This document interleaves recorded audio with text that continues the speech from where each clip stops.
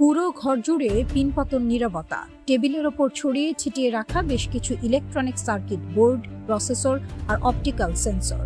বাইরে থেকে দেখলে মনে হবে সিলিকন ভ্যালির কোনো হাইটেক গবেষণাগার, কিন্তু টেকনিশিয়ানদের হাতে ধরা প্রতিটি মাইক্রোচিপ এসেছে সরাসরি আমেরিকান ড্রোন এবং পশ্চিমা প্রেসিশন গাইডেড মিসাইলের ধ্বংসাবশেষ থেকে।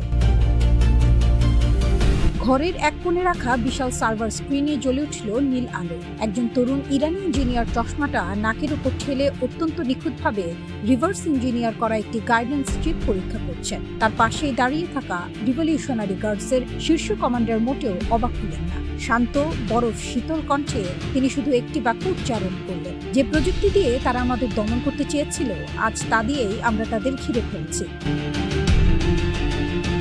পশ্চিমের সামরিক পরাশক্তিগুলো যখন ভেবেছিল নজিরবিহীন নিষেধাজ্ঞা আর কঠোর অবরোধ চাপিয়ে ইরানকে চার দেয়ালের মাঝে আটকে ফেলা গেছে, ঠিক তখনই ঘটে গেল আধুনিক সামরিক ইতিহাসের সবচেয়ে বড় মাস্টার স্ট্রোক। ইরান কোনো চোরাপথে অস্ত্র কেনে নিয়ে তারা শত্রুর প্রযুক্তিকেই নিজেদের অস্ত্রের প্রধান উপাদানে রূপান্তরিত করেছে। পশ্চিমের তৈরি শ্রেষ্ঠ মাইক্রোপ্রসেসর ও সার্কিট বোর্ড আজ আকাশ কাঁপিয়ে বেড়ানো ইরানি ড্রোনের প্রাণকেন্দ্র। রিভার্স ইঞ্জিনিয়ারিং, পশ্চিমাদের অস্ত্রেই পশ্চিমাদের খায়।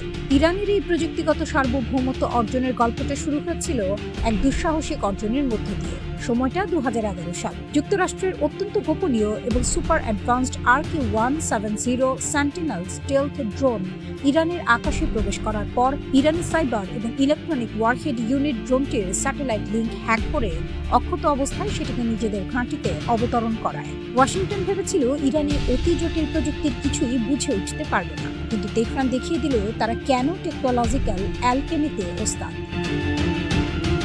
RQ-170 থেকে শাহেদ ড্রোন, মার্কিন স্টেলথ ড্রোনের এনক্রিপশন ভেঙে তারা পুরো সিস্টেমটি কোড করে ফেলে। কয়েক বছরের মধ্যেই তারা তৈরি করে নিজেদের স্টেলথ ড্রোন শাহেদ 171 এবং শাহেদ 191।